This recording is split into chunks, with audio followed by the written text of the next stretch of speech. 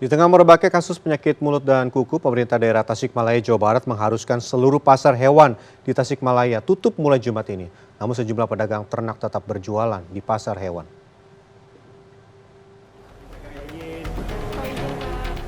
Kamis malam, Wakil Gubernur DKI Jakarta Ahmad Riza Patria kembali mengungkap adanya puluhan anak di Jakarta yang bergejala hepatitis. Riza menyatakan dari pemeriksaan 24 anak yang bergejala termasuk... Mohon maaf, yang berita tayang tadi adalah berita tentang hepatitis dan kita akan ke berita setelah sempat mengungkapkan adanya temuan 21 orang di Jakarta yang diduga terjangkit penyakit hepatitis akut. Wakil Gubernur DKI Jakarta Ahmad Riza Patria kembali mengungkap adanya 24 anak di Jakarta yang bergejala hepatitis.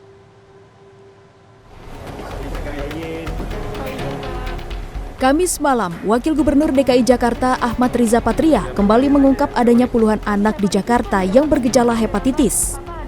Riza menyatakan dari pemeriksaan 24 anak yang bergejala termasuk dalam kategori hepatitis biasa, bukan hepatitis akut. Sebelumnya, Pemprov DKI Jakarta menemukan 21 orang anak yang diduga terjangkit hepatitis akut misterius.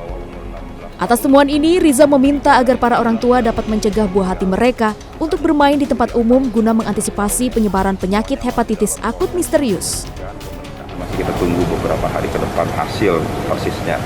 Di luar itu memang ada lagi 24 kasus kategori hepatitis yang umum biasa, gejala, namun masih dalam bentuk gejala.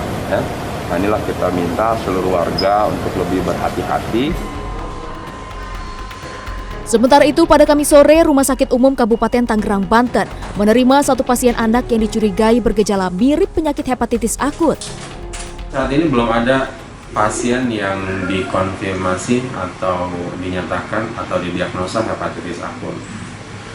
Jadi belum ada pasien yang mengarah ke sana, tetapi ada satu pasien yang dicurigai ke arah sana tapi belum bisa dibuktikan ke arah hepatitis akut. Kementerian Kesehatan telah mengeluarkan surat edaran mengenai kasus hepatitis akut yang tidak diketahui etiologinya atau penyebabnya. Gejala penyakit hepatitis akut ini antara lain air seni berwarna gelap, mata kuning, nyeri perut, mual, letih, kehilangan nafsu makan, diare hingga kejang. Ikatan Dokter Anak Indonesia memberikan tips agar anak terhindar dari penyakit misterius ini. Pertama, cuci tangan dengan sabun. Kemudian minum air bersih yang matang dan pastikan makanan bersih dan matang sempurna. Selalu gunakan alat makan sendiri-sendiri, lalu buanglah tinja atau popok sekali pakai pada tempatnya. Terakhir, memakai masker dan juga menjaga jarak karena penyakit ini menular melalui saluran pernafasan dan pencernaan. Warga juga disarankan untuk menghindari menggunakan kolam renang umum untuk saat ini dan segera memeriksakan diri ke fasilitas kesehatan bila mengalami gejala sakit kuning atau hepatitis. Tim Liputan CNN Indonesia. Ketika hari raya kemarin, banyak ibu rumah tangga yang ditinggal asistennya pulang kampung. Mudik bisa berhari-hari bahkan mungkin seminggu lebih. Nah, salah satu pekerjaan rumah yang mungkin tak tertangani saat asisten rumah tangga mudik adalah mencuci pakaian. Di saat itulah penatu atau jasa cuci pakaian kebanjiran order. Jasa laundry atau cuci pakaian ini bisa mendapat peningkatan omset hingga 100% dari hari biasa.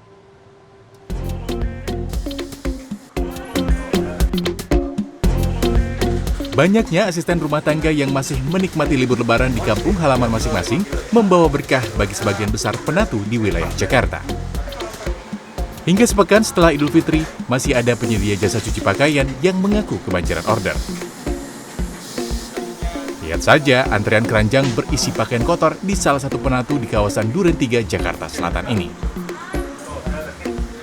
Ya, alhamdulillah sih dibanding kayak hari-hari biasanya kalau nggak lebaran itu omsetnya kayak yang nyuci itu semakin bertambah setelah lebaran ini.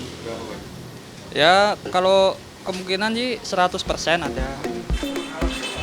Keberadaan jasa cuci pakaian atau yang populer dengan sebutan laundry kiloan ini cukup membantu para ibu rumah tangga. Apalagi yang tak punya waktu untuk mencuci pakaian di saat asisten rumah tangga pulang kampung. Keuntungannya praktis lah, nggak capek, terus nggak mahal juga kan kalau laundry kiloan kan, cuman 8.000 sekilo. Oke. Udah dengan setrika itu. Meski demikian, tak semua penatu mengalami lonjakan permintaan jasa cuci pakaian yang signifikan. Penatu di daerah Tegal Parang, Jakarta Selatan ini misalnya. Nah, dari tanggal 6 sampai hari ini itu ada peningkatan, tapi belum signifikan lah.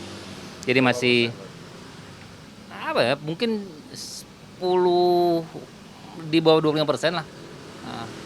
Belum, dan masih fluktuatif. Jadi ada biasanya kita di 30, kemarin ada 50 sampai 70 kilo per hari, terus kemarin turun lagi jadi 30 kilo per hari. Di kawasan ini, usaha sejenis memang tersebar di berbagai penjuru. Terdapat tak kurang dari 10 penatu di sepanjang Jalan Tegal Parang Utara, Jakarta Selatan.